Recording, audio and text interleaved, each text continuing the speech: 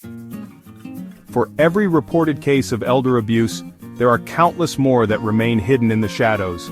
The true scale of this crisis is staggering, and most people have no idea just how widespread it is. In fact, experts estimate that as many as 23 cases go unnoticed for everyone that comes to light. That means the vast majority of victims suffer in silence, their pain unseen and unheard. This silent epidemic often unfolds in places meant to provide safety, nursing homes and assisted living facilities. These are environments where trust should be absolute, yet for many seniors, they become places of fear and vulnerability. The National Council on Aging estimates that 1 in 10 Americans over 60 has experienced some form of elder abuse, ranging from physical harm and emotional neglect to financial fraud and exploitation. These numbers are likely just the tip of the iceberg, as so many cases go unreported. Financial exploitation is especially insidious, often committed by those closest to the victim: caregivers, staff, even family members. The betrayal of trust can be devastating, and the damage is often irreversible. In 2023 alone, financial crimes against older adults resulted in losses exceeding $3.4 billion. These crimes can wipe out a lifetime of savings in an instant, leaving seniors with little hope of recovery. The impact goes far beyond money. The loss of financial security can devastate a senior's health and independence, forcing them to make impossible choices about housing, healthcare, and daily needs. Many victims are left isolated, ashamed, and afraid to reach out for help. The emotional toll of betrayal by a trusted individual leaves lasting scars that can be even harder to heal than the financial wounds. The psychological impact can lead to depression, anxiety, and a profound sense of loss. For some, the trauma never fully fades. This issue affects every community, crossing all social and economic lines. No neighborhood, no family is immune to the risk of elder abuse. The story we're about to explore, set in Tampa, Florida, is not an isolated incident. It could happen anywhere to anyone's loved one.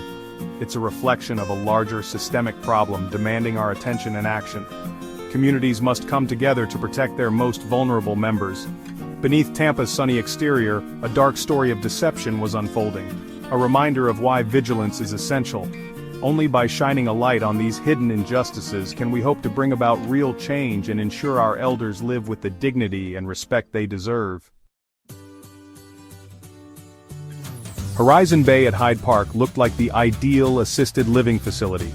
Well-kept grounds, friendly staff, and promises of safety and care. Families believed their loved ones would be treated with dignity and respect. The facility offered a range of services, from daily assistance to specialized memory care. Brochures highlighted nutritious meals and attentive staff, reassuring families making difficult decisions. But behind this polished image, vulnerabilities existed.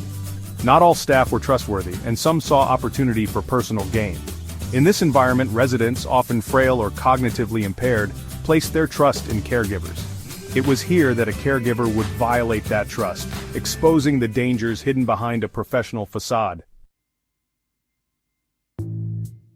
The victim, an 87-year-old woman named Margaret, moved to Horizon Bay seeking safety, companionship, and the peace of mind that comes with professional care.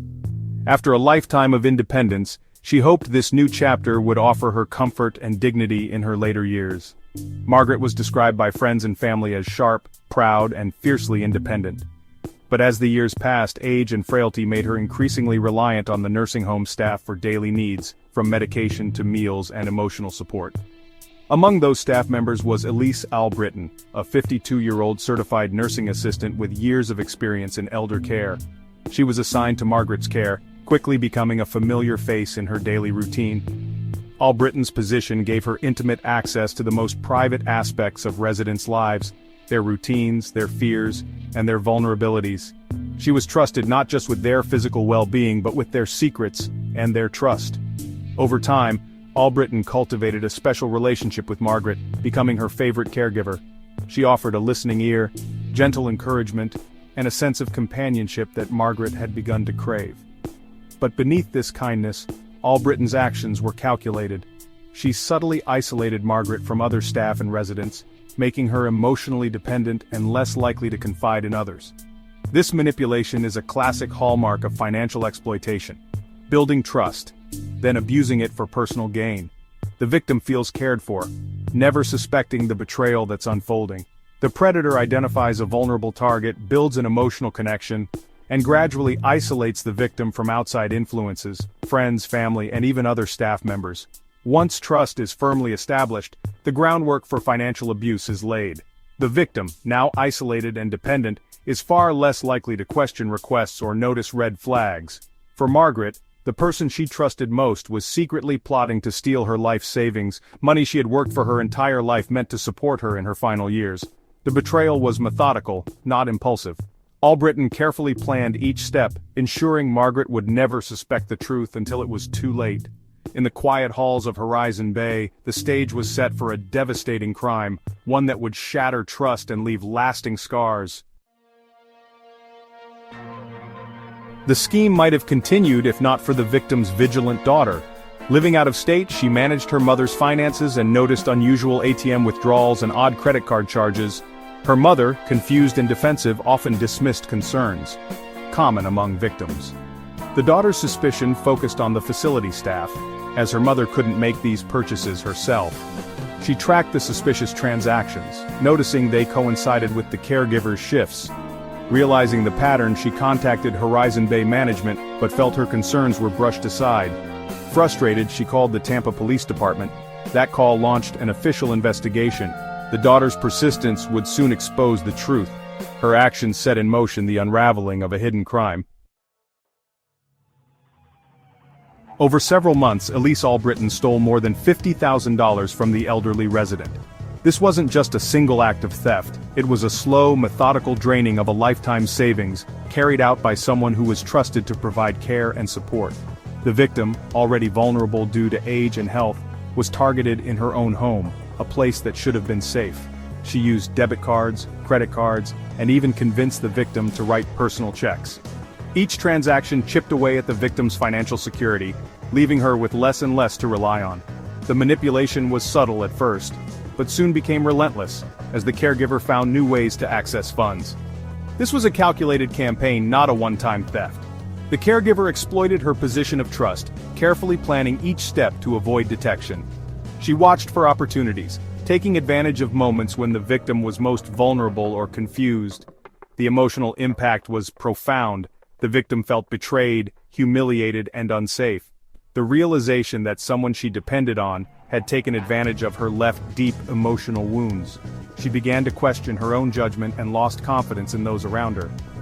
For seniors, such trauma can lead to depression, anxiety, and rapid health decline. The stress of financial loss, combined with the emotional pain of betrayal, can have devastating effects on both mental and physical health. Many victims withdraw from social activities, becoming isolated and fearful. The daughter faced her own ordeal, managing the financial fallout and watching her mother suffer. She was forced to step in, untangle the web of deceit, and try to restore some sense of normalcy. The burden of advocacy and care fell heavily on her shoulders, adding to the family's distress. The crime eroded trust in the very system meant to protect. It cast a shadow over the entire caregiving community, making it harder for families to feel secure about seeking help for their loved ones. Elder fraud is deeply personal. The loss of trust and dignity is immeasurable. Victims are left not only with empty bank accounts, but also with a sense of vulnerability that can never fully be repaired. The stolen money represented years of hard work, meant for care and comfort. It was supposed to provide security in old age, a reward for a lifetime of effort and sacrifice. Instead, it funded the lifestyle of a predator. The caregiver used the stolen funds for personal gain, showing no regard for the devastation left behind. The scars left behind were far greater than the financial loss. For the victim and her family, the pain of betrayal and the loss of peace of mind would linger long after the money was gone. Tampa police detectives took the daughter's report seriously, reviewing her detailed records. Bank statements and credit card bills revealed a clear pattern of theft. Investigators cross-referenced fraudulent transactions with employee schedules at Horizon Bay. The majority of thefts occurred during Albritton's shifts, directly linking her to the crimes. A search of Albritton's home uncovered items bought with the victim's cards and financial documents from other residents. Detectives realized this was not an isolated case. Albritton had likely targeted multiple seniors. The investigation widened, exposing a serial predator. Confronted with overwhelming evidence, Albritton's story unraveled. She could not explain the stolen property or transactions. The careful facade she'd maintained collapsed under police questioning. Justice was closing in. Prosecutors filed felony charges against Elise Albritton, including exploitation of the elderly and grand theft. The case was built on bank record surveillance images and the daughter's testimony. Albritton had abused her position of trust, targeting vulnerable seniors for personal gain. Faced with overwhelming evidence, she pleaded guilty. The judge sentenced her to 2 years in prison and 8 years probation with an order to pay restitution. She was permanently barred from working as a caregiver. For the victim's family, it was a measure of justice and validation. Albritton's conviction sent shockwaves through Horizon Bay and the wider community. Management, under scrutiny, overhauled hiring and security protocols. Background checks became more rigorous, and staff received updated training on boundaries and ethics. New systems improved communication with families and made it easier to report concerns. The case sparked public discussion about elder fraud and prompted advocacy groups to educate families on warning signs. The victim's daughter's actions led to real reforms, making the facility safer.